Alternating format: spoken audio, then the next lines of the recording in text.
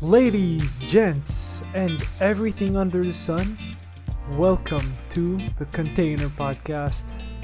I'm with my boy, Jacky. How's it going? It's going very well, very happy. Episode 2 already. It's going Episode so. 2, baby. Yeah, so I'm your host, Momo, and with Jacky today, we're gonna speak a lot about our favorite sport, football/soccer. Depends on the place you live on Earth.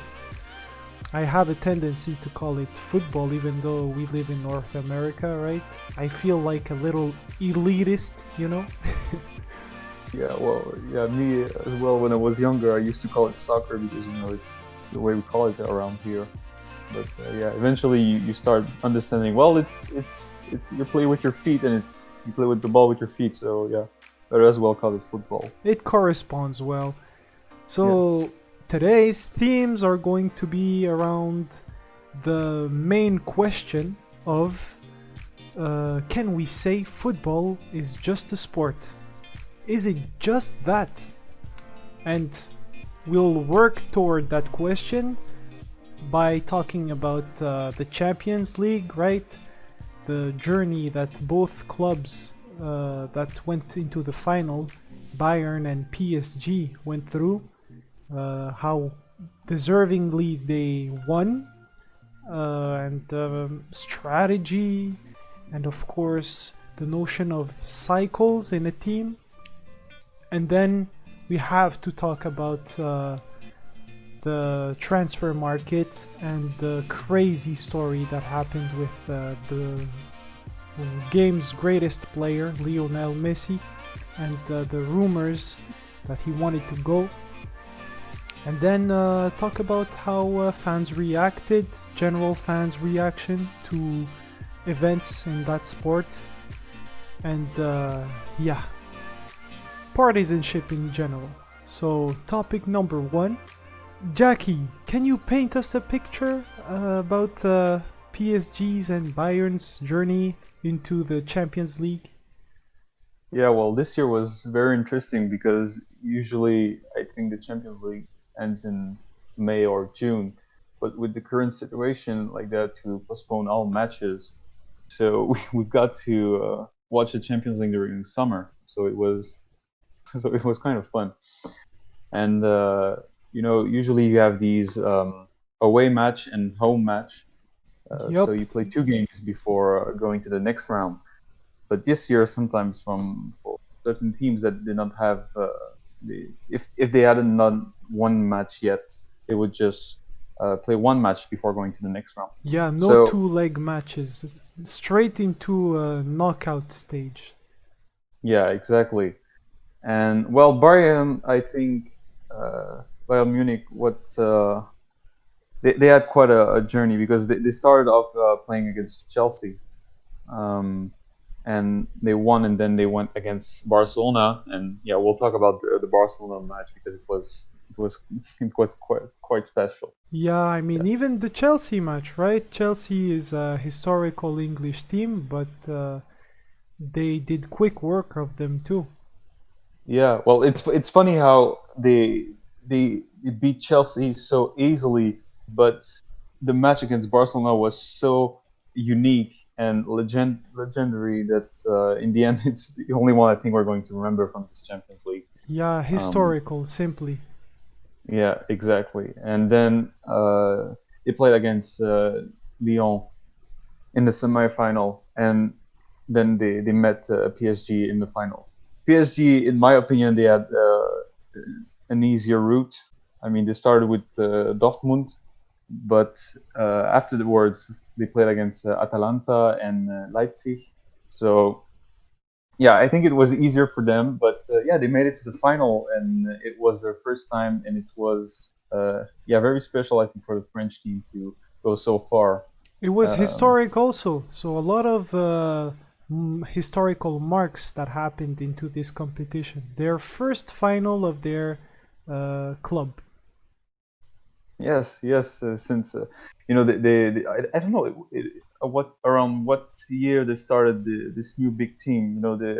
I think the people from Qatar they bought the team, and then they started buying players, and they built up this whole team, and it took years and years. And well, it's been a couple of years that they have won the French league years after years, year after year. They win, I think, very often, Yeah, and they didn't have that much luck in the Champions League. I mean, they were losing often, they had but a lot now, of injuries, like Neymar. I think they bought him for 3 years yeah, now, and it's been only his first Champions League without being injured. So, yeah, I mean, when you buy a player for that price and he doesn't play, you really feel his absence. yeah, they were very unlucky with that. A lot of injuries, and I mean, this is what happens. I mean, you can say like football is, you play your match and you either win or you lose. But yeah, I think they were unlucky for some part. But this year they made it. They Even though they had an easy run, I'm gonna say it again, but they made it to the final, so gotta give them credit for that. I just googled for since when they got bought by Qatar Sports Investments, and Mm, it's since 2011. 2011, yeah, I see. Yeah, so 9 years. Yeah, 9 years they have been building this team, and there are a lot of great players that went through PSG and also that stayed there and played. And yeah, we this can year they say made it. that at least domestically in France, they dominated for that whole period. They won Yeah, I everything don't. Yeah, pretty we should much. look. Yeah, the championship, we should look at it. But yeah, they, like, in my mind, I think they won almost all of them. Maybe like Lille or Lyon, may Monaco, right? Monaco. Monaco Yeah, took it once. yeah, exactly. But But apart from that, yeah, it was yeah, complete domination in the French league. so yeah, you have a team like that versus a team like Bayern that is a much more historically rich club that has went through Mm. several finals and that had won 5 Champions League prior to this final that they went through. And Yes, so yeah, yeah, when you look at Bayern, I mean, you can say that in the French league, PSG has dominated all the other teams. But when you look at Bayern, I mean, there were a couple of years where Dortmund was a challenge for them. But apart from that, I think yeah, it was also a domination in Germany. They pretty they won, I much. don't know how much Except this championship. year, they started very bad and they had to change coach. And this new coach, Hansi Flick, is has been a real revelation. He turned things around, and for the Yeah, best. yeah. Well, it's quite amazing because they won, and I think like they won by not a large margin, but they won by a good amount of points. I mean, like at least 10 points. So I mean, even though like you said like they had a tough start, but at the end they won anyway. So Yeah, I mean they showed that they had Europe's best attack. They had over 150 goals in that season. A true terror for any defense. And that's what yeah, the pundits and everyone in the press was clamoring for. Super offensive football in the Champions League final. A team that has a trident of Di Maria, Mbappe, and Neymar versus a team that has uh, less like fantastic names. You dream less when you hear Thomas Müller, right? But still, you had Lewandowski, Serge Gnabry, Kingsley Coman, you had Perisic, you had people like Kimmich and Alfonso Davies, right? That really are responsible for taking their team to the point where they could have scored 150 goals in a single season. yeah. I mean, they had a great team, and it showed. I mean, in the Champions League, their matches, They and haven't lost a match. They crushed every single team. yeah, Yeah, exactly. It's really impressive. Yeah, yeah, really a great team because when you but like the difference I think between them and the PSG is that they had a lot of success in their own league, but they also had some success in the Champions League. I mean, of course, in the last years you've had a lot of Spanish teams. I mean, Real Madrid has won I don't know how many Dominating. Yep. times. Yeah, and you've got some FC Barcelona also that won some of them. But I think there was like one year where Bayern and Dortmund both went to the final, and it's Bayern Munich that won that game.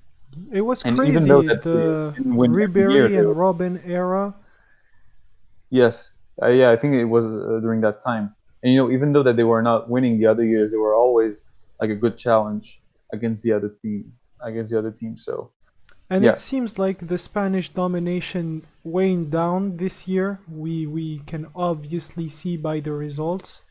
It seems that German football is doing very well with clubs like Red Bull Leipzig doing great. Very surprised by their performance in the European stage, but shout outs to them. So yeah, they went far. if we can come back to the final itself and talk about how it played, the collective work of Bayern versus the individual talents of PSG, and if you think that they deserved their win. I mean, for me, well, let's start with the score. I mean, the end score was 1-0 for Bayern, and it was surprising because I thought that Bayern Munich was going to win by a much larger margin. I I mean, thought that PSG was going to score 2 or 3 goals and Bayern the same. I thought it was going to be a thriller, a lot of really, goals. I didn't think that. I was expecting like a one-way match. I thought that the Bayern was just going to arrive on the pitch and just score goal after goal against this French team that didn't even make it to the final. It was their first time in the final, so I didn't Yeah, expect. that's true. It's been since it's been at least 30 years since a team that reached the final for the first time also took it on their first try, right? Mm, It's very, very rare to do that. You have to be a club that has that experience of reaching those heights and repeating the same results to cracking the code in some sort, if you see what I mean. yeah, I see what you mean, but yeah, that's yeah, yeah. It was a close match. It was much more close than we expected, but for me, um, there's no doubt that the Bayern deserved to win. I mean, when you look at the match, I mean, we watched it together, and I think that they showed the best attack. There were some errors in defense, but in terms of teamwork and the way to move on the pitch and to just go forward, I think it was just much more better than the PSG. And the PSG, you can see that they missed a lot of opportunities. And well, this is what happens usually during a final: is just you just have the two teams that are under a lot of stress and they miss out some great opportunities to score. And And then this they is what I get punished. Yup, well yeah, said. exactly. Then you get punished. Exactly. Well, I think that I was really disappointed. I thought that Neymar and Mbappe would have done some crazy, fantastic stuff and managed to really put a dent into that defense. But even when Neymar had a shot on goal, Mbappe had a really easy chance to bury it in. It never happened. It never crossed the line. And Yeah, well, you have Mbappe. one man to thank for that. And that man is Manuel Neuer. This guy is incredible. Yeah, he was amazing. I mean, the save that he did on that match, it was mind blowing. Every time he was saving like these crazy shots and he was jumping and he was he was reading them like books. Like every time they tried to trick him with the shots, he was just so. It was like, oh yeah, I'm ready for this. I'm ready for that. Always a step in advance, like you said. They were read Yeah, like a book. yeah, yeah. It Well, was quite. it wasn't just him, right? Because we're talking about PSG's chances and everything. There were chances, but they didn't have the best chances. Bayern had created a lot of chances, and some of them were destined to go in. So it seems like in the end, they haven't won by luck. It really was deserved. Yeah, even though for me, like the main observation that I saw when I watched the match is that there were a lot of errors in defense. A lot of times they were losing the ball, or they were they were making some very dangerous passes in the defensive zone. So Yeah, but that's how they play. We were talking about that, right? We were saying, mm, will they stick to their strategy that they won throughout the whole competition, stick to their football, or will they try and adapt to their opponent? And Bayern, from the first match until the very last in the final, has stuck to its philosophy and it believed in it. And even though they did some errors and everything, in the end, it paid off. They won. yeah, yeah, it paid off. But I don't know. There were some occasions where I thought, well, here, if because let's be honest, I think that Neymar, like, he missed some shots, but as you said, there were some hard shots to make. Yep, But Mbappe was really disappointing. When I saw him, he really was disappointing. unrecognizable. Yep. I mean, it was poor football, honestly, and I don't know what happened to him. I don't know if he was too stressed or if like sometimes it's not your day, it's not your day. But like on that match, I think he was really not that good, Yep. and he missed a lot of important opportunities for his team, and might have cost him the match and him and his team the match. We have to remember that Mbappe is still a kid. The guy is Yeah, like 20 years old. yeah, it's impressive. Yeah, Let me see. I'm just gonna confirm. I think he's 21. Yeah. 21. Well, still, yeah, it's very young. It's very young, and it's impressive that he is in such a high level in football at such a young age. He's But already I a mean, world champion. He has won everything there is to win in France. And he went to his first Champions League final. It's very promising for the young Frenchman.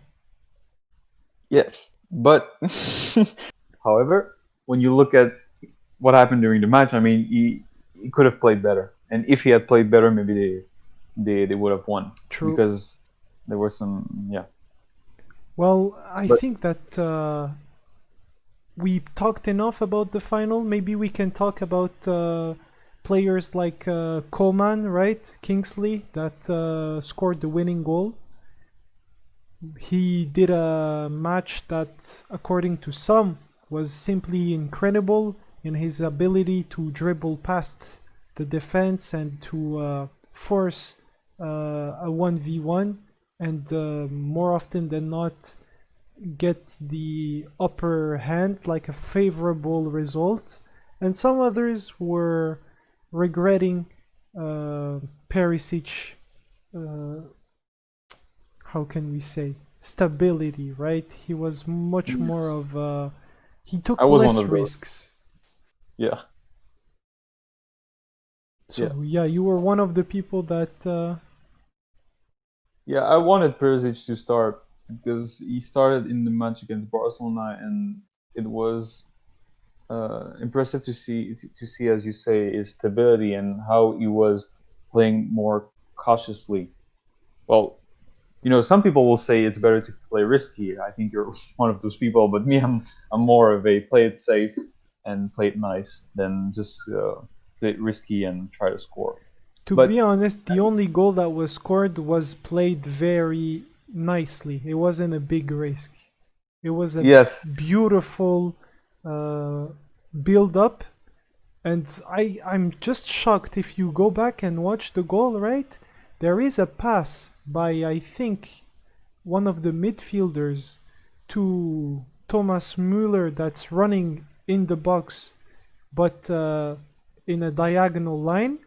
And Müller Mm. lays back the ball while still running, so he attracts the defense with him.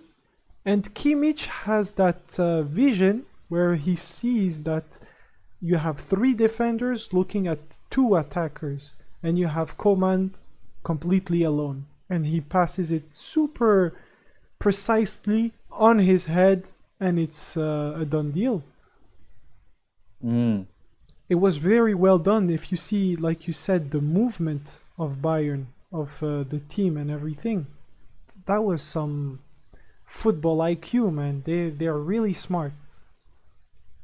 Yeah, yeah. This is what we come to expect from Bayern is that they have a strong teamwork, and this is the difference I think between the two teams is that PSG has a lot of all stars. You have Mbappe and you have Neymar, and these are big names that have done a lot of impressive.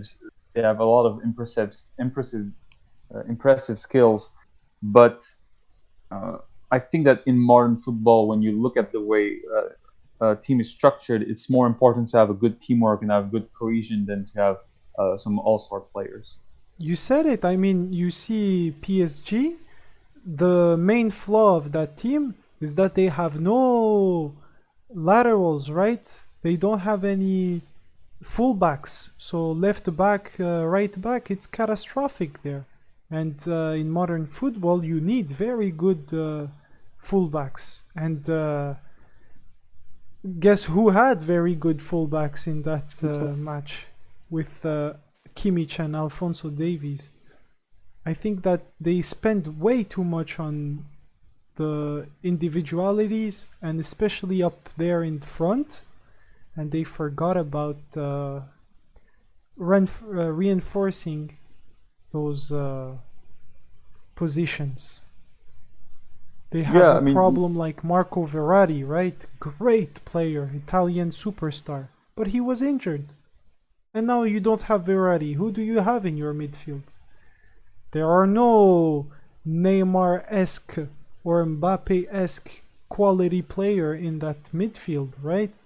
They are yes, okay players, just like the fullbacks. So, and then when you look at Bayern, every position you have world-class players. Maybe not the best, but top 10, right? Really good at what they do. yeah, because they move as a team. They move forward as a team. They move backward as a team. So it's very strong. You mentioned two lateral defense, Dave, Alfonso Davis and Kimmich, and you can see that these two, the way they go up and they help the attack is very good, but they also are good in their like regular position when they play in the back and they have to defend. So it's really helpful to have these kinds of players and the middle and the attack and the goalkeeper. You mentioned it, who played according to me was like the all-star player of the final match. You see that this whole build-up is much more stronger than anything you can throw at them. Like whether it's an all-star player or even the best player in the world, like we saw it with the match with Barcelona. It's not enough. Yeah, It's not it's enough. not enough, simply. So Yeah. we might be able to switch out from this to the subject about strategy in football. We talked about how modern football evolved and everything, but we saw some clubs like Manchester City that were seen as favorites to win it all lose to a club like Lyon because of strange strategy choices by Guardiola, the head coach. And I think Yes. that we can also try and understand from Guardiola's example to other teams that also had that approach that were more on the adaptive sides and less on the playing your own game, you know? So, Yeah. do you want to start and talk about that subject, or should I lead? Well, I can start with something like basically what you because you mentioned it earlier. Like when you look at Bayern and they won the Champions League, when you look at them, you say they started at the beginning playing one way, and they just kept on playing this way because it's the way that they were going to win. Like they kept in mind the philosophy of playing, and they just kept it until the end. And Exactly. when you look at Manchester City against Lyon, you think, well, it's unlikely that Lyon is going to win. When you Very look unlikely. when you look at it and you're honest with yourself, I don't think that anyone was expecting Lyon to win. But then you look at, as you say, the way Guardiola um, change is not only his strategy but its philosophy of playing by thinking, well, we're going to adapt our game to Lyon's, so we're going to beat them this way. This is the way we're going to do it. We're going to adapt our game to theirs, and that's how we're going to beat them.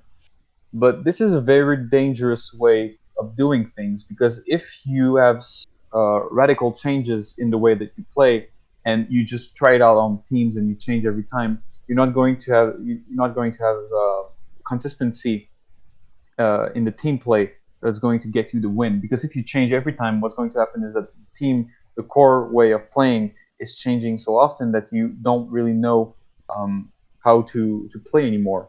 And it's maybe funny when you look at it from the outside, and when you look at a team and you say, well, just playing, it's just moving the ball around and everything. But when you know that these players, they know the way they have to run, they know the way they have to be positioned on the pitch, and you start changing that, it's really confusing. And what happens is that you have these kind of situation where the favorite team loses to the other one because of a lack of consistency. Yeah, well said. If we want to talk more about the details about that match from Guardiola, he switched formations and he put in. First up, they have a problem in defense.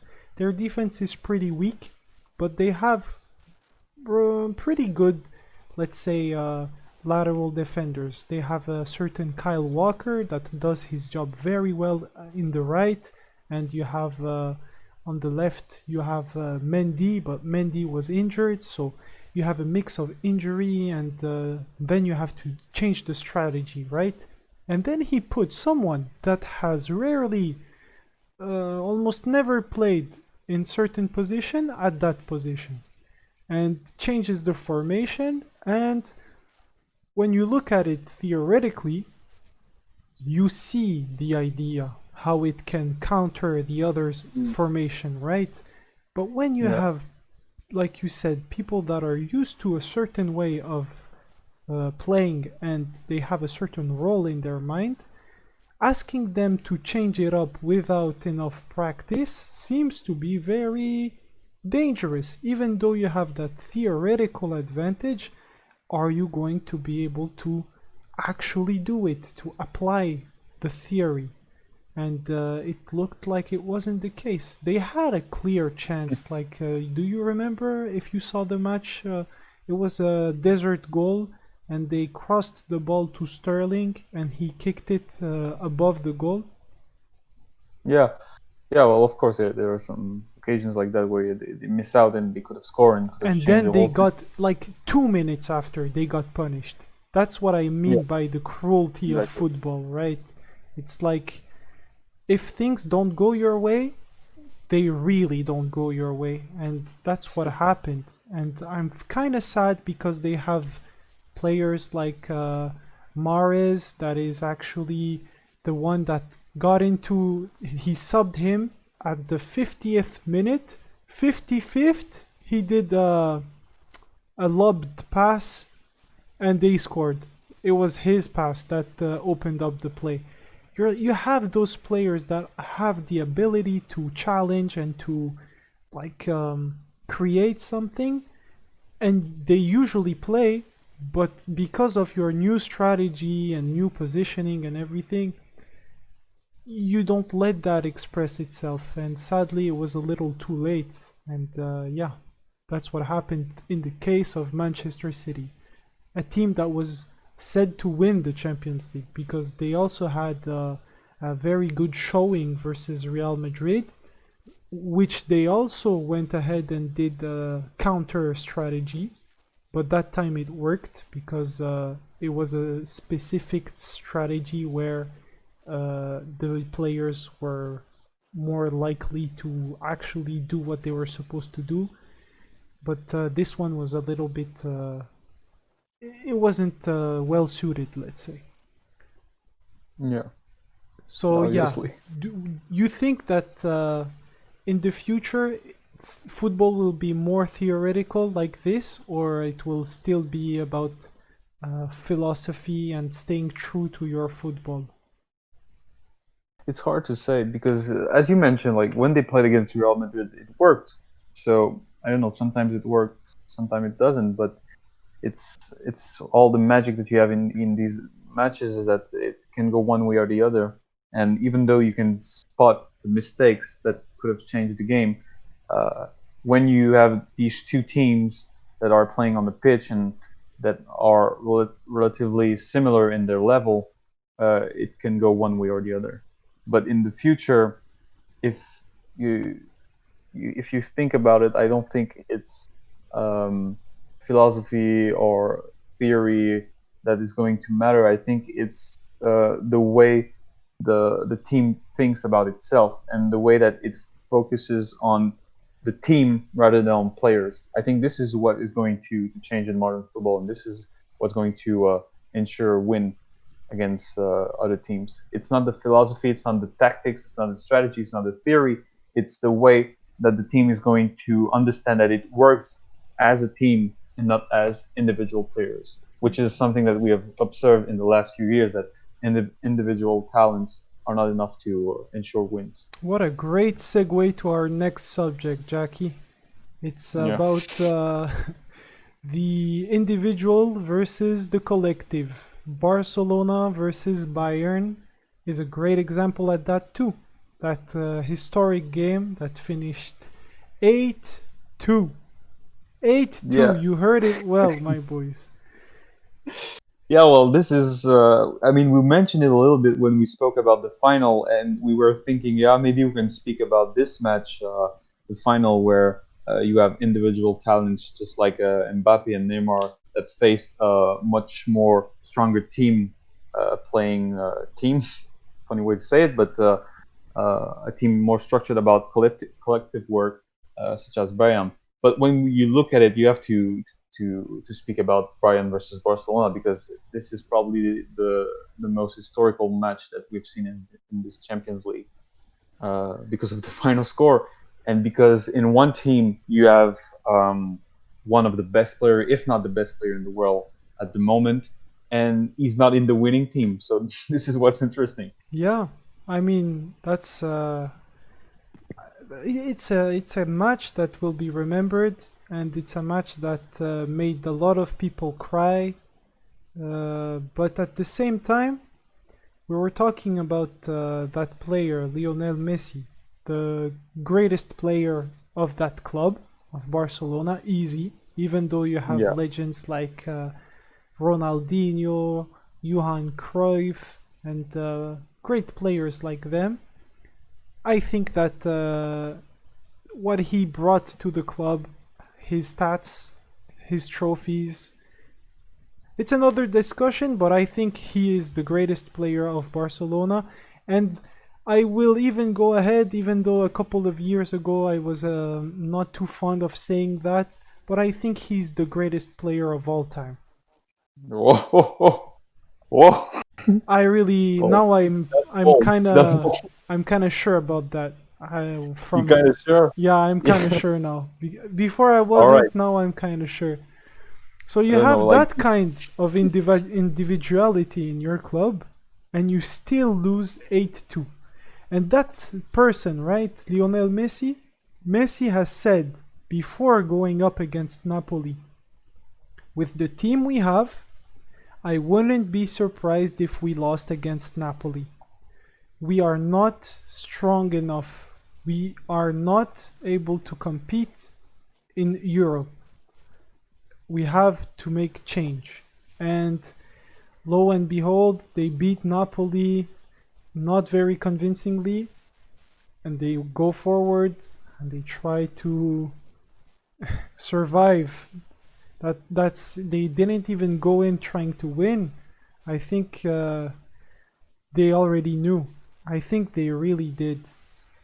Because what happened during that match was actually shocking. When you saw players like these get completely destroyed in a matter of minutes and then give up, because that's what I saw on my TV. Completely demoralized and a team that didn't want to fight anymore. And another team, oh my god, like that German player said, Thomas Müller, we want to snatch the light from their eyes, to not let them believe in hope, to make them understand that there is no hope. It's hopeless. And we want to score and keep on scoring. So that's what they did. It was crazy. Yeah, and when you look at the first half, I mean, the first half wasn't that bad, and it was like what 4-2. I think it was 4-1. 4-1. Yeah, you see. 4-1. And you say it wasn't that bad. After 25 minutes, it already was. They were down, I think, by 4-1. I think. I'd have to go back and watch, but they really scored back-to-back goals really fast. Yeah, but it was, I think, I don't remember at what time, but there was like one goal when we thought, okay, maybe they can come back. maybe they can do something, and I don't know. I mean, just try to score another goal or whatever. But there were a lot of mistakes, I think, on Barcelona's side in attack. Well, obviously in defense, but in attack, when you look at the way they play, they did miss a lot of opportunities. They missed the beginning of the match. They really missed a lot of opportunities. Yes, well, and afterwards, I think it was just like going down. Oh, it was down to bottom from that, I think. And it's funny because the ship completely sank. We saw Titanic too. Yeah, exactly. Yeah, well, it was precisely. It was a score that we never saw at this stage in the competition, and it was so ironic because you see that this great player Messi, you see him play against this other team, and he's completely helpless, and he's not able to do anything to help his club. And I think it was a strong symbol of what modern football is, and that is that even though you're the best in the world, let's say he's the best in the world, you cannot carry the team against a strong collective. If the team in front of you is more organized, you cannot like kill through everyone and just go to the goal. It's not going to work. Yeah. You have to work as a team. You have to be strong in defense, in the middle, and in attack, and even in the goals. Because when you speak about a goalkeeper like Neuer, you notice that he is very, very good at what he does. Like, he's one of the best goalkeepers, if not the best goalkeeper right now. Which is really special, because we were saying that Marc-André ter Stegen, the Barcelona goalkeeper, was the greatest goalkeeper on earth, and that he was by like de facto the best keeper for Germany, right? And then you come across this match. He's not even the best German goalkeeper. How can you say he's the best goalkeeper in the world? It was like everything was getting put back into question. You were like, yes, Barcelona is a great team, big institution in Europe and everything. And you come out of this match and you're like, what did I just see? This is absolutely not what I thought Barcelona is. But it's I mean, they were complete trash. They were utter trash. You look like when you look the way they were defending and the way that they were playing, it was unbelievable to see a team so low and doing so bad. Were you surprised though? Were you surprised as a Barcelona fan? Yeah, well, former. Oh yeah, that's true.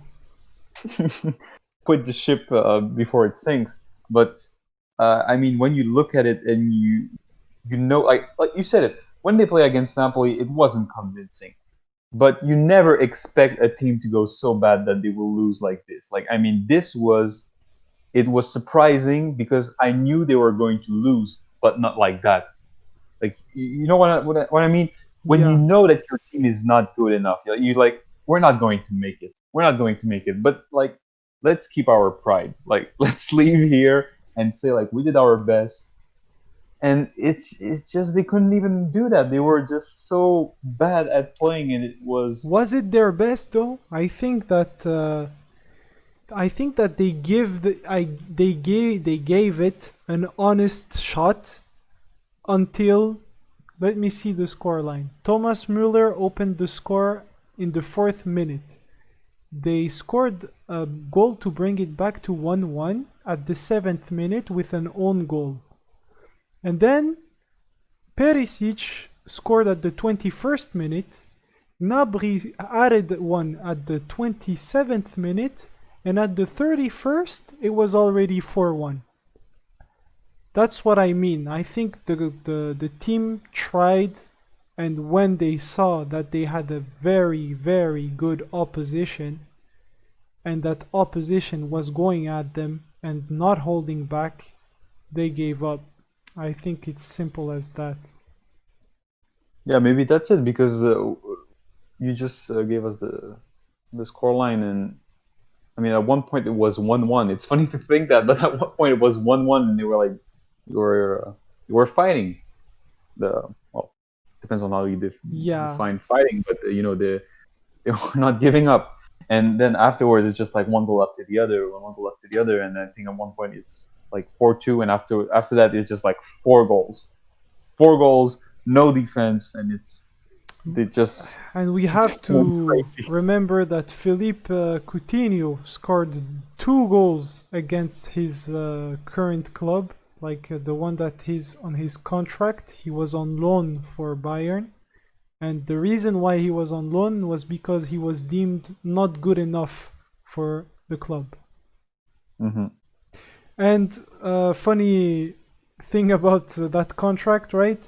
It said that if the player wins the Champions League, they have to give him an uh, an extra bonus, Oh, right? oh yeah, yeah. But in the contract, it was never written with whom he won the Champions League. So they had to pay him a Oh bonus god, for yeah, humiliating them and then going on and win the Champions League. yeah. Well, that's what a dumb rule. I mean, What a dumb business decision. Who made that yeah, contract? yeah. I don't know who made that, but yeah, that's.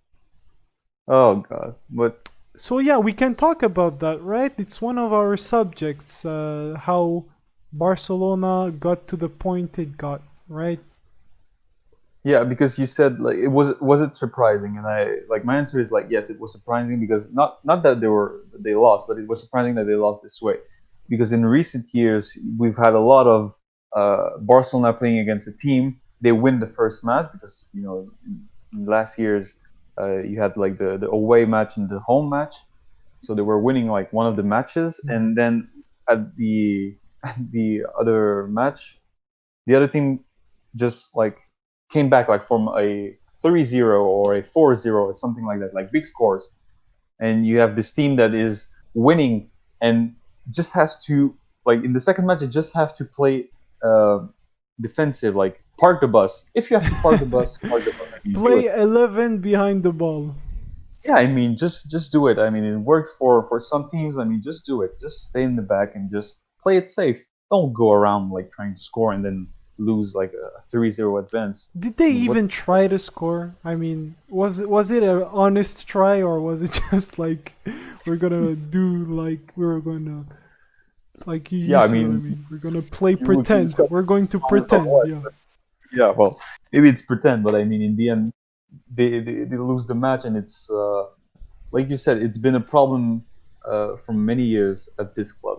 They're not able to keep their advance, or they're not able to move forward into this competition. And this year, well, they just played against a much more stronger team, so they just They just did the second match in one match. You know, they they just completely lost it. Like And you said, it looked like an aggregate score, not a one yeah, leg exactly. score. Oh God. So But yeah, yeah, we were. they, I'm they just gonna reformulate the question, right? We were talking mm, about the problems at Barcelona, Messi's future, leaving for another club possibly, and has he become the same crutch for the club as Mbappe and Neymar are for PSG? yeah. Well, I think it's a good comparison to do because when you look at PSG, we spoke about them. They have these all-star players, but they're not able to win because they don't have the collective, and they're not playing as a team. And in Barcelona, it's something that has been showing for many years, and this is what it is basically: is that Barcelona cannot play without Messi. It's not that they're weaker. It's not that uh, he helps. It's just like they revolve around him. Like basically, that's the philosophy that you see at Barcelona, and it's very dangerous to have this kind of philosophy because what happens is that if you have a bad day for your star player, well then the whole club crunches. Yup, Like it crashes yeah, down. it all crashes down. Everything collapses, and then you cannot do anything. And this has been going on in Barcelona for I think far too long, because there were some times where in the Liga where Messi was injured and he could not play, you could see that Barcelona was struggling against like minor La Liga teams, which is honestly when you look at the standards of FC Barcelona and the kind of talents that they have on their starting 11, it's unacceptable that you're like struggling against Getafe or Well whatever said. team. Yeah, yeah. And It's well, unbelievable. I'm gonna try and put some. I'm gonna play devil's advocate, right?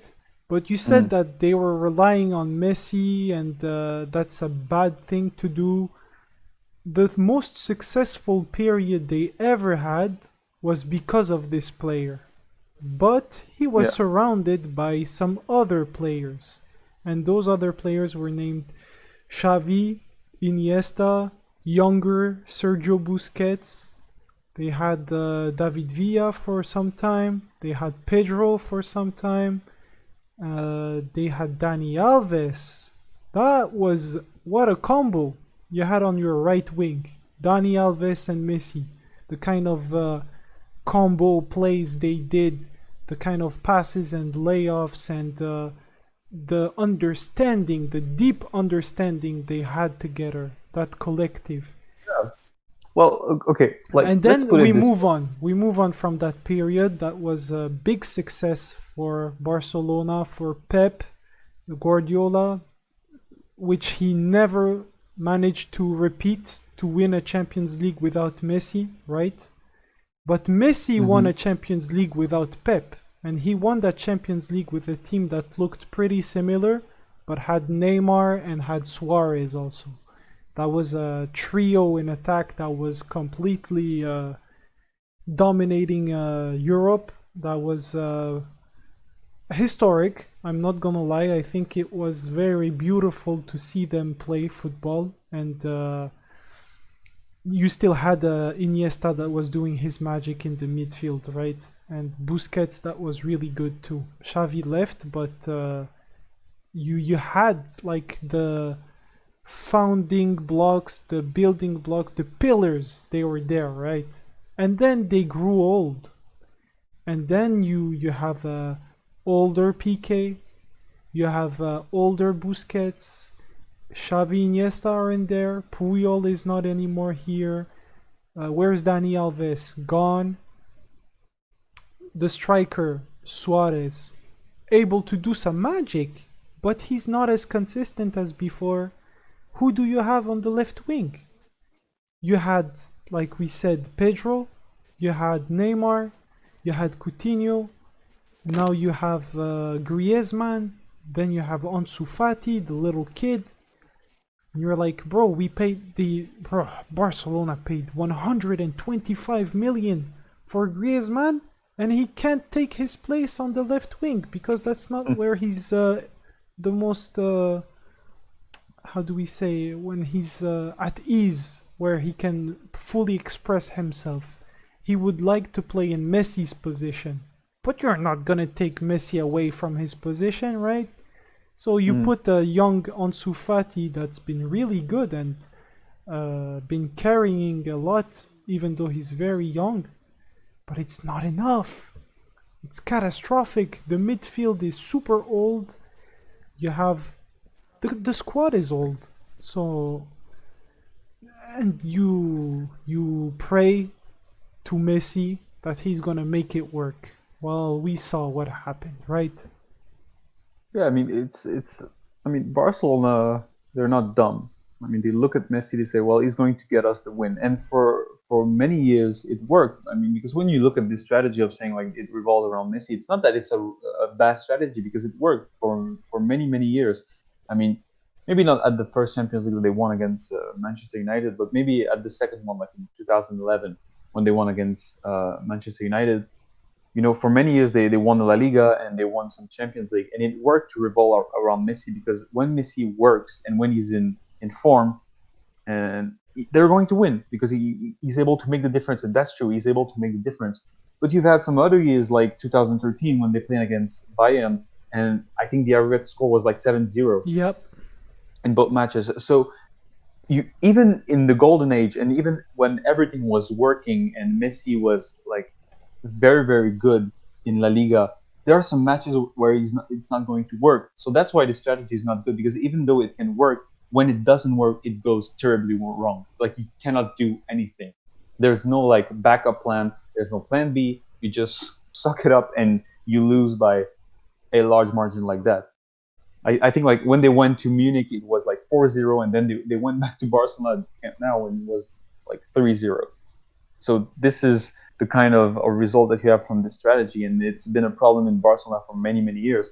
But like some years later, like I think in 2015, they won the Champions League again, Barcelona, and people were saying, "Well, Messi is not finished. Maybe it still works for him, and maybe it's still good." But it's been a problem for many years. Just that sometimes it works, sometimes it doesn't. But it's not a reliable option, I think. And now that Messi is getting older, and as you said, that the whole big squad of great players is changing, and you don't have these Iniesta, Xavi, or young Sergio Busquets, what happens is that the team is just collapsing, and you have these kinds of results like 8-2 in one match. Yep. And do you understand Messi for wanting to leave? Yeah, I think he did so much for this team. He gave his 100%, and he gave them titles. He gave them like Champions League wins. So I don't think that he owes Barcelona as much as Barcelona owes him. I And see what now, you mean. and now that you look at what's happening in Barcelona, and that there's a crisis there's a crisis deeper than just the losing on the pitch. Like there's a profound crisis in the management and in the structure of Barcelona Football Club. And now that you have all of these elements, I think it's reasonable to for him to choose to leave and go to another club where he can spend the rest of his career winning some matches or losing in a decent way. Because losing it's part of football. I mean, when you play football, you can lose or you can win. But losing like that, nah. It's gut wrenching. Yeah, exactly. Yeah. I mean, I can understand also Messi wanting to leave, and I really wanted him to leave, but it seems that contractually he's obligated to stay, and he doesn't want to go to court against the club that gave him those growth hormones, that supported him through his childhood, him and his family. He's not that kind of guy. He doesn't want that attention, and he doesn't want to go to court against Barcelona Football Club. So he's gonna stay for one more year, and his agent and the club will probably discuss about a contract renewal, because this is the last year of Messi's contract, and at the end, on June 2021, he's going to become a free agent. And that means that any team can come in and offer the salary that will and the project that will allure Messi to them, and he will be able to spend maybe 2 or even 3 years at top football, winning titles. So yeah, I think it's really relevant to point out that they're offering him a project that when he's going to be a free agent, that they're offering him a project and not just a transfer to another team where he's going to have the same problems and they're just going to revolve again around him. If they offer him a project and a new philosophy, it's going to help him continue his work and try to not only win some matches, but go after one title and maybe just get a bigger name for himself. Yeah, I think that Manchester City was the one that had the best project for him, at least in his eyes. I think he was the closest to join them, to rejoin with Pep Guardiola. But lots of teams wanted him, but not many had the means to pay. You had PSG and you had Manchester City, essentially. You had teams like Inter that kind of wanted him, but it was a hard sell, right? Messi wants a team that is like just the next step to win the Champions League. He wants really to. He wants to win it again. He wants the Champions League again. And I can totally understand him. So we talked a lot about Messi, his decision to leave, that we respected it both. But some fans, the way they reacted, and that's going to be a good segue to partisanship in football and how people react to the sport. Some fans were really not happy. They were calling him a traitor, someone that only knows money, and you had little kids that cried all the tears from their soul because Messi didn't go to the first training session, right? Where the situation wasn't very clear on if he was leaving or staying. And I wanted to talk about that, right? It's a star player, but should you do like some fans went ahead and invaded the Camp Nou and with how do we say the kinds of things written on management out, Bartomeu, it's the president of the club, demission. They want him to resign, right? And sometimes even burning and breaking stuff. Like, how far does it go? Should you cry for a player? Should you protest for something like that? Well, this is where it's complicated because football is complicated, especially when it comes to the communities around them and to partisanship. When we speak about Messi, I think that people overreacted and a lot of people were shocked. They were thinking, "Oh well, if he's leaving the club, he's a traitor," as you said. But it's funny. I don't know where I read this, but a lot of people were saying, "Well, if he leaves Barcelona, I'm leaving with him." Yeah. as a fan of FC Barcelona, I'm leaving as well. I'm not going to support that club anymore. I saw that. Yeah. I also saw saw a funny tweet that said, "People want me to believe in true love, but Messi is going to quit Barcelona." Yeah. So I mean, some people are joking around, but there are people very serious about this, and it's this is what upsets me a bit because I think people are really going too far, and I think the way that we view football players and football teams in general is maybe too intense. I think it's not intense enough. You think it's not intense enough? I think it leads to very toxic behaviors, and it leads to even sometimes dangerous behaviors. And people are way too attached to their teams or their their star players and everything, and it just gives a weird environment where people are cheering for like they're cheering for a game. At the end of the day, when you look at it, it's a game. Remember the people that were comparing Messi and Cristiano Ronaldo, and Yeah, well, this war has been going on like for years. that were sending the other camp to hell, and that they wanted them to die, and all the awful stuff to their families, then their Yeah. moms. Well, this is what I'm pointing out. I mean, it's way too much. It's way too serious and intense for what it is. I mean, it's just football. Yeah, come down, guys. It's just football. At the same time, you have teams, right? That some of are very, very like every team has a story, right? And some have a story that is closely related to political views and even extremist political views. And I'm thinking about clubs like Lazio Roma that has a tendency to be very racist. Like people, when we read the headlines in Italy or in the worldwide news, that after that match, there has been an investigation because from the stands we could hear jeers and monkey screams and things like that at a player on the pitch. They're like, yeah, and the sky is blue, right? Because we already know that Roma fans are racist. Like, not all of them, right? But we have that past experience. But so what I meant by that is,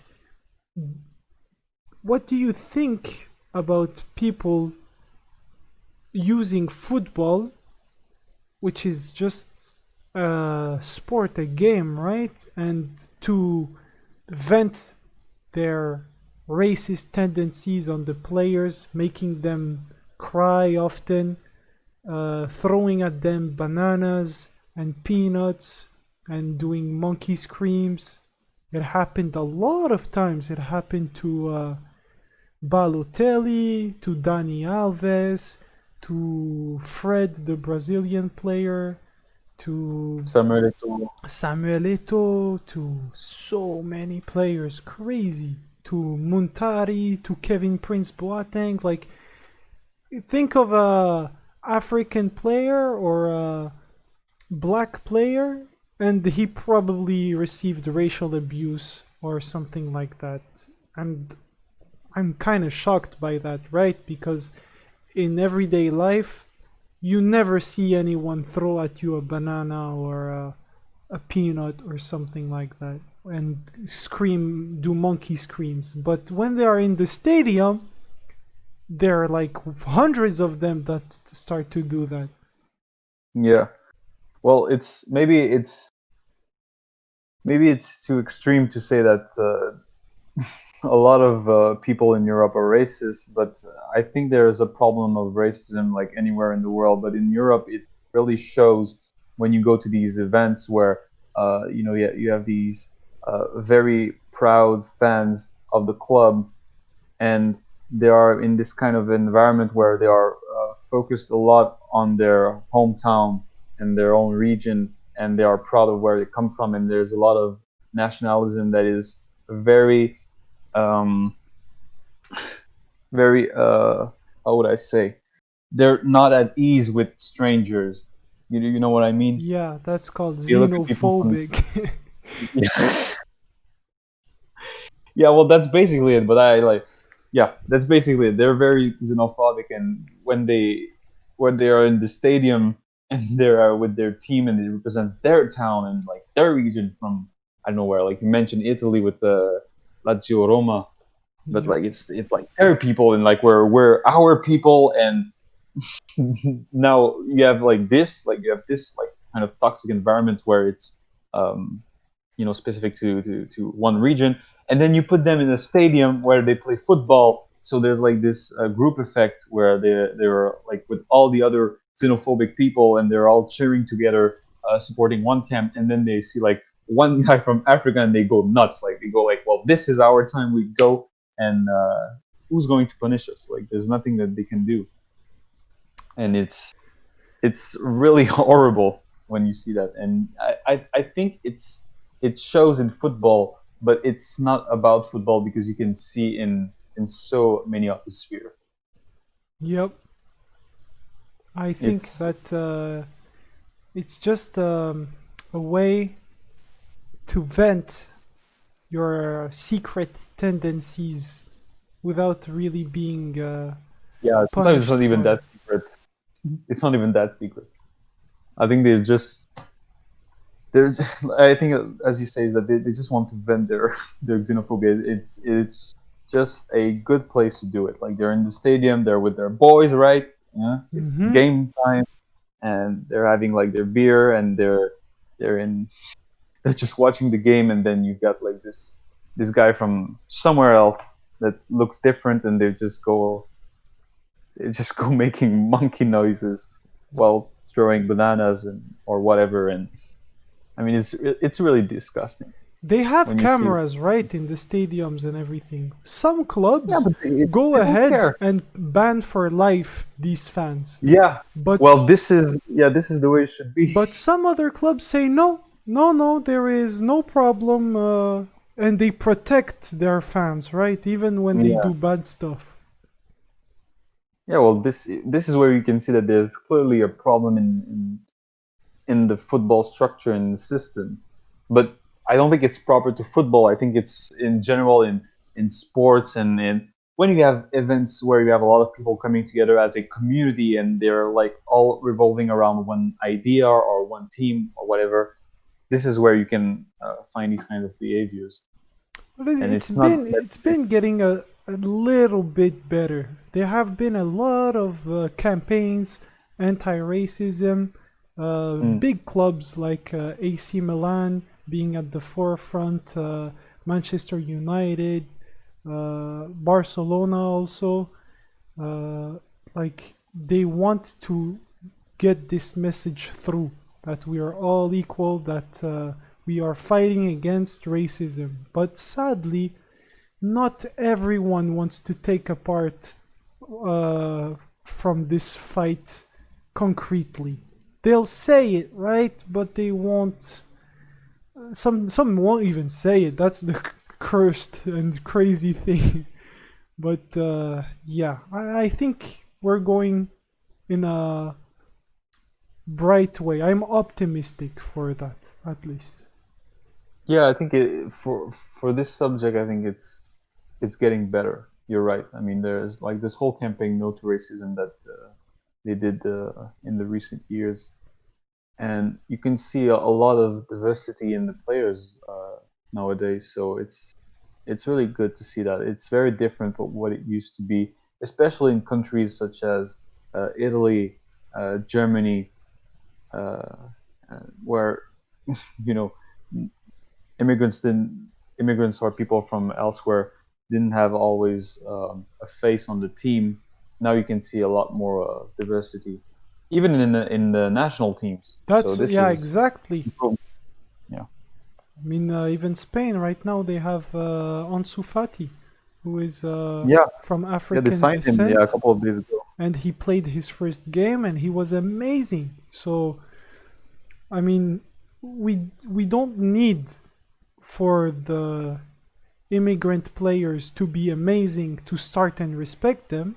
That would be crazy, but it's going to accelerate the process, I think. The admiration for these players will force respect by itself, if you see what I mean. Yes, So yeah, because at the end everyone is there for football and they want their team to win. So I mean, maybe they will understand that it doesn't matter who scores. You know, yeah, if the team wins, you go. And maybe it's going to be a good way to fight it, but we'll see. we'll see, we'll see. Let's stay Yeah. optimistic. And at last, we're going to come back on this initial question. Can we say football is just a sport? What would you say, Jackie? What would I say? Well, I think in practice when you look at it you have to say like it's a lot more than just a sport. People that don't like football are going to watch the game and go like, well, this is just moving the ball around and that's it. And when you start looking at matches and when you start analyzing it, you see that there's a lot of work that is done in positioning and strategy and everything, and it's very complex. It's not as simple as it looks as a sport. So that's for that. And then when you look at the whole thing, like the big picture of what is football, you can see that there's a lot of communities, and there's not only communities like in the town where people are playing. Like obviously, you have all these fans around the world that are following teams and players, and they are just going crazy for them, and they are cheering for them, and they are always supporting them up to the point that they're crying when they lose, and they're celebrating when they win, Yep. and they're just like they feel like a part of this community that is supporting like one specific club or one player, and it's just so big when you look at it and you see the impact that um, Barcelona has around the world, or Real Madrid has around the world, and that players like Ronaldo or Messi have on young kids and even like young adults in general, and the way that they have a lot of influence. So it's really bigger than just a sport, and it's a whole community that revolves around this sport. But however, I think it shouldn't be like that. Personally, I think it's way too much. I think partisanship is way too strong, and that people are just they're going way too crazy about this. And this is what leads to, I think, toxic environment and toxic behaviors, and people insulting each other when they're not supporting the same teams, and being depressed when their team loses, or cheering way too much when their team wins. And it's just a weird thing to think that a whole community depends, like a part of the community depends on a sport. And it's, I don't know, for me, I don't get it. I don't know what you think about that. What's your view on that? Well, I think you're in the wrong, my dude. How can Yeah. you how can you say that it shouldn't be like that when you have stories that really mark the imaginary? I am thinking about stories like for the Africa Cup of Nations in 2012, I think. Yeah, it was Zambia versus Ivory Coast in the final. And the Zambia national team has a story where their 11 from way back was very good and went on to advance in the competition very far. They took the plane to go to play their matches, and it crashed, and they lost everyone. And they lost members of the staff, the coach, all the players. It was a national trauma and dramatic, right? And it's a country that has people that are from different tribes, speak different languages, and they all want that team to succeed, right? And now go forward to 2012, and they go back to the final. This time, they go 0-0 versus that historically great team, which is Ivory Coast, and Zambia is historically not so great. They don't have that record that Ivory Coast has, and nor the individualities that Ivory Coast has, like Didier Drogba, Toure Yaya. So Mm. so they do 0-0 on regular time, they go on extra time. They do 0-0 there, and it's time for penalties. And in Zambia, there is a song that is known by all the tribes, no matter the language, which sings about uh, the unison of the people of Zambia, the fact that they are all brothers and sisters, and that it's a very positive song, and it's a song that resonates with them a lot in memorial of the people that they lost. Like, it's a song that comes back. It's a historic song, but it accompanies the story of the Zambian people through difficult moments and everything. throughout their lives and the different experiences they go through, and you could hear that song getting stronger and stronger during the penalty shootouts, and the players started gathering around and singing along and praying and doing the everything they could to finally take that title back to their people and appease them and everything. And in the end, they went into the penalty session, and it was the craziest penalty session you could dream of. The final score of the penalty session was 8-7 for Zambia, and they took it home, and they cried of joy, and they were super emotional. And when you hear that story, when you see the journey, when you see what they went through, you can't feel but this is just a sport, man. This is what it's like to be a human being. This is the beautiful game. That's why we say that football is the beautiful game. And you have stories like that for small countries when they get to a stage of the competition they never went through before, or win against a big team like Brazil or Germany, or small cities that are unknown by the general population, but they have a small group of volunteers and dedicated people that are working daily jobs but are doing also football on the side, and manage to qualify for Europa League or something like that crazy. And it's crazy, it just brings so many people together.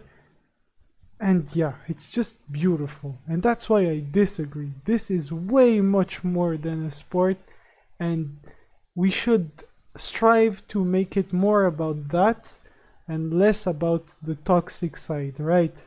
And we can combat. Yeah, well, obviously that's what you want. You want just like the good side. But what I mean is that when you have like this much emotions involved in something like that, obviously you're going to have some bad sides, and you're going to have some toxic environment. Because, well, you look at it like this way. You say, oh well, they did like this whole journey, like their plane crashed and Yeah. everything, and then they came back and they win the final, and they won and they celebrated. But I mean, I'm looking at it from the point of view of the partisanship, not as much as the players, because of course the players, like, this is in like it's their work.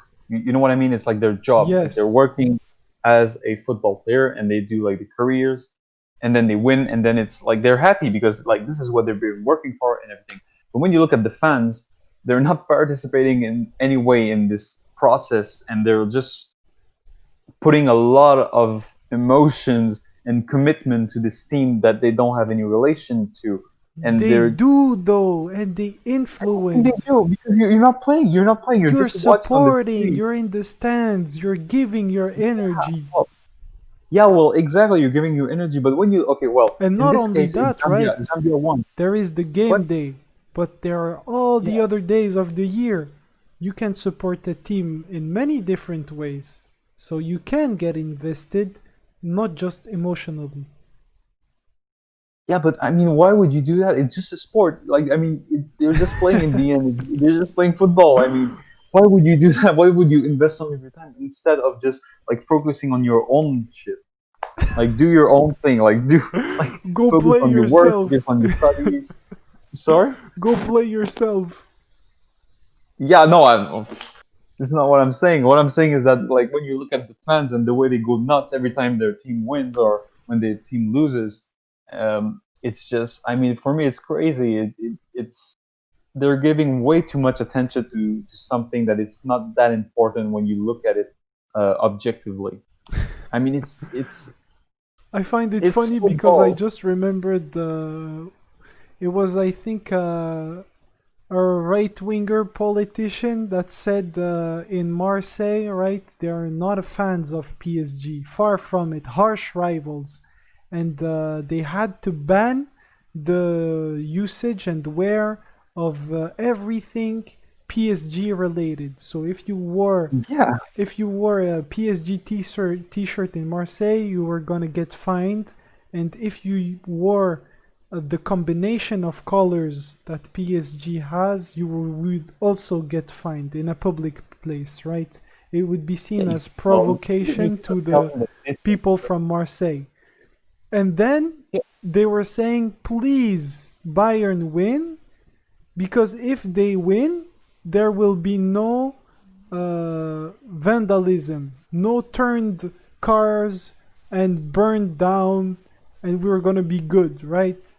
But then PSG lost to Bayern, so it should be good, right? And there were still burned cars. yeah. So Well, you see how this is problematic. Like, even though it's the you look problem at it, with the people, it's not with the sport, right? yeah, but I mean, of course, it's not with the sport. But what I mean is that this whole community is built around like the fan club that is building, uh, like it's built as well from the fans and from the club itself. So me, I mean, it's the whole partisanship that I criticize in the way that people just put cars on fire and they just go wild at the end their team win or loses. And like I want to mark my words every time they win or they lose. Like it doesn't even matter if it's a win or a lose. They're just going to go crazy anyway and do Things that some they crazy might regret. shit. Yep. Yeah, well, I think it's crazy that I mean, when you speak about this law or this rule or whatever that they did in Marseille, and they were just going like, well, we're not going to allow people to wear PSG's colors or T-shirts or whatever. I mean, you cannot tell me that this is common sense. I mean, it's No, no, completely crazy no. to This think is that. not a law I support. This is a I don't know how we say, but it's going against the individual freedom of the people. You should be able to wear blue and red. Like, But I'm like not even that. I'm not like talking about that. Like it's not even like it's moral or not. It's like to think about creating this kind of thing to say like we hate them so much, like we dislike them so much. Like don't they dare put their colors during this day? Like we don't want to see this. And I mean it's completely crazy. Like the only thing that like it's just that they don't have like they have opposite team in the league. I mean that's it. They're basically like they're the same people, they're from the same country and everything, but they're just like no, not these people. We're not from the same town. We don't like we're not living in the they same have place a or whatever. different allegiance. You gotta understand that. Allegiance to what? Allegiance to sport? I mean that's crazy. Allegiance to sport. Okay, I okay. support this team. So I I cannot understand go. your position. Let's agree to disagree. I think that we can combat the negative side while keeping the positives. Yeah, no, no way, no way. You got to. I mean, I'm not saying like don't watch sport. I'm not saying like don't support any team. I'm just saying like bring it one level down. I mean, like calm down, just bring it down, and just let's say you see your match, you're mad, you go, ah, well, they lost, and then you go home. Like, don't go put cars on fire and beat people in the street or whatever. So I guess you'd take the same mantra as that beer company that promotes the Champions League says. Yeah, exactly. I don't know if we can say its name because we're not sponsored by them, at least not yet. Shoutouts to any future sponsors. If you want to come through, Yeah. you know where to hit us up. Yeah, well, yeah, exactly. So it's you see these commercials during the Champions League. They go like, "Enjoy it responsibly." Uh, Wink, wink. wink, wink. Exactly. Yeah, I mean, that's about it. Enjoy it responsibly. So, Jackie, do you think that we went around our list of subjects, themes properly? Yeah, I think we covered it all. I think we spoke about what we wanted to speak about, and yeah, I mean, obviously, maybe you're too much of a fan to understand that fans are going too crazy about football, but maybe that's for another time. Another Yeah, discussion. I hope that we'll bring football back to the podcast, but just know that we Sure. talk about pretty much anything and everything. So give us some suggestions if you guys want, right? Until then, take care, thanks for listening to my co-host tonight, and see you soon. Ciao, ciao. You can say goodbye too. Yeah, see ya, everybody. Bye.